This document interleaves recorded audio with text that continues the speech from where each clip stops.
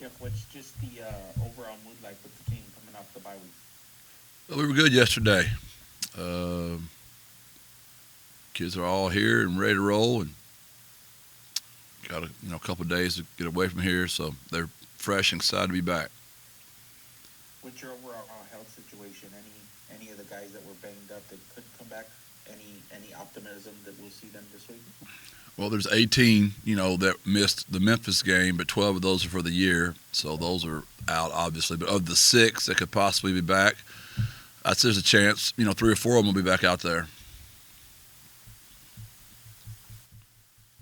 Greg, Jeff, does having an open week before a Friday kickoff allow you guys to stay on a more normal game week routines, or is it still kind of adjusted?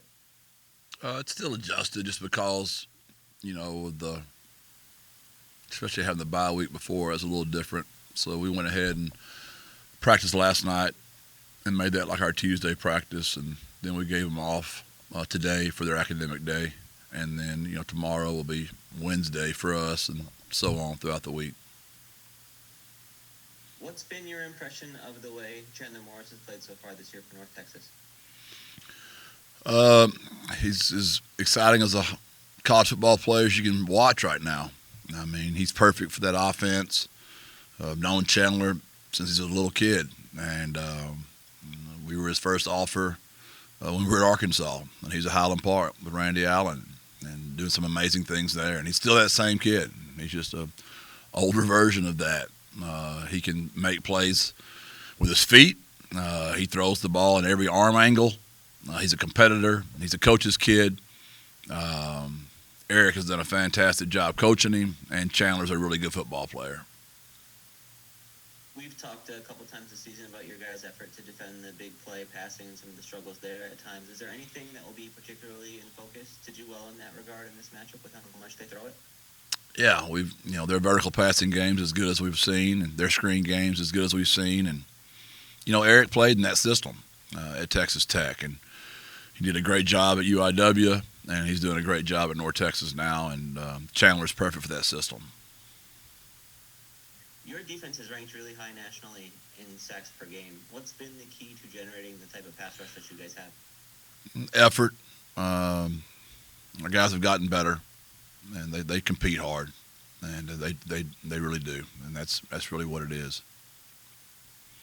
You guys have 16 players with at least one sack this season. What does that say about either the depth or what you're doing schematically that allows a lot of different guys to succeed?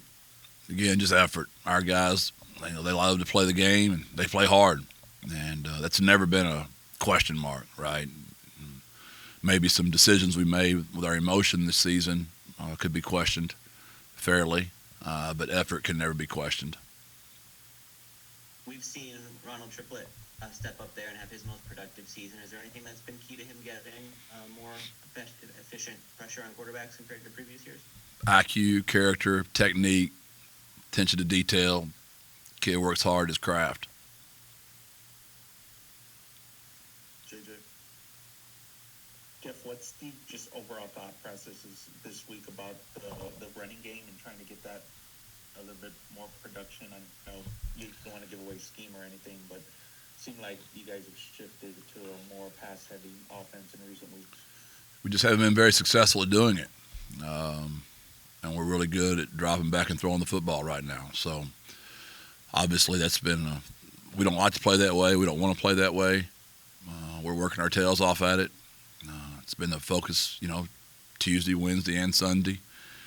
We just got to keep staying at it, and that's really all there is to it. Schematically, right, there's always some things you wish you could do a little bit differently, but outside zone, inside zone, counter, those are plays that are fundamentally great football plays that fit our offense very well for how we like to play offense.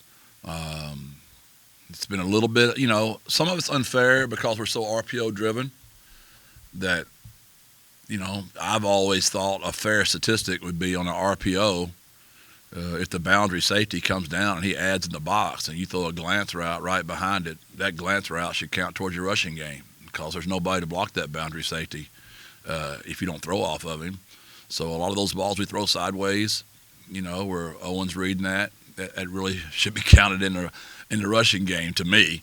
But to your point, I'm more of a, when we do hand it off, what's our yards per carry? How many tackles are we breaking? How many yards after contact? And we just haven't been as successful as we normally have. And it's been very frustrating. It's hard to call a game. It's hard to play quarterback. But we're not going to give up on it. We're going to keep running it and see if we can get better at it, JJ. Jeff, how does your wide receiver room look going into this week's game? Getting David back, I think another week or two of practice, he'll look better. And Chris Carpenter's been fantastic. JJ stepped up, made a huge catch the other day. Jamel stepped up, made a huge catch on third down. Obviously, our tight ends have been really good all year.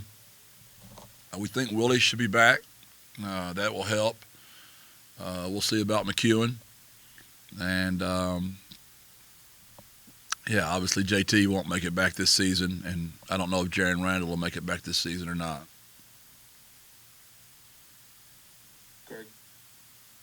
Jeff, your offense did not give up a sack last week against Memphis. Is that more on Owen, or is that on the offensive line that you guys had such success in that way? Both. Our offensive line, fairly criticized because we haven't ran the ball as well as we usually do, but their ability to pass protect throughout the season has really improved. And but Owen also did a good job getting rid of the ball. He threw the ball away finally, which he hasn't done very much of this year. Obviously, that's going to make his percentage completions go down, but I'd rather that happen than take sacks. Like you mentioned, the offensive line's pass protection has improved quite a bit, and run blocking hasn't been at the same level. Is that just it being a different skill, or what can you say has led to that? Yeah, I mean, there's if you got technique and you understand where the launch point is,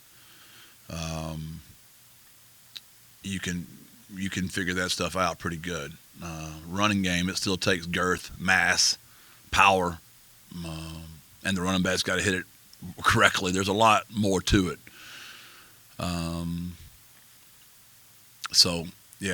We're just as frustrated as you guys are. We want to run the ball better. We talked to Jamarius Lewis last week, and I was curious how it came together that you had both him and his brother Fred on the roster. What was that kind of recruiting process like? They're really close. They're Jamarius let us know when we were recruiting him that Fred would be huge in this factor as well. So we got to know Fred, and we really like Fred, and they're both really good boys, and two Mississippi kids that have fit really right in with our culture immediately. I think their mom wanted them to stay closer to home in Mississippi, but Jamarius and Fred just both felt like the culture here was where they wanted to fit in, and we're really glad we got both those young men. I know the safeties handle a lot of the communication back there. How much of a challenge has it been for Jamarius to kind of step into that after not playing much, and how has he handled that responsibility so far? Yeah, that was tough on him. Just not the decisions, just the confidence to make the call, being a new guy and being the quarterback back there. JJ? Jeff, what do you think about the job Eric has done at North Texas so far? He's always done a great job. I'm a huge fan of Eric. As a high school player, I was a fan of him. He's an unbelievable basketball, football player, played for his dad, went to Texas Tech, had a great career, and he helped me a lot when I got the job here at UTSA, and he's at UIW, just making sure and letting me know about the city. And anytime I had a question about San Antonio, he'd always take my call and just give me advice. And a lot of respect for him, a good friend. Are you surprised with some of the success he's had this season, considering all the changes they've had to make? Come on, JJ. They're North Texas. They've been good for a long time. But he's a really good coach. But that's a really good job in a great area, and they've been good for a while. So when Eric got that job, I knew it was just a matter of time, and he would get those guys going. So, no, it doesn't surprise me at all. Got to get a really good coach and a really good job, and he's done a fantastic job. I think you guys are 2-point underdogs. I know you don't pay attention attention to that, so I wanted to bring it up. Does that surprise you, being that you're at home and you guys are coming off a big win? JJ, it's kind of like my weekly weather report. You give me the weekly point spread. I'm probably not supposed to comment on it. There's probably some kind of NCAA rule against me even commenting against it. So I don't even look at it. Sounds great though. Let's get the bulletin board hype machine going, JJ. The Roadrunners are a home dog again. My last question today: what is I guess this is a big rivalry game with the fan base. I know that's something you guys don't pay too much of attention to that, but is there any extra juice this week because of that? We always want to play well for our fans. I mean, if it's a big deal for our fans, it's a big deal for us. So you're right. We do our best to stay off of social media as much as possible.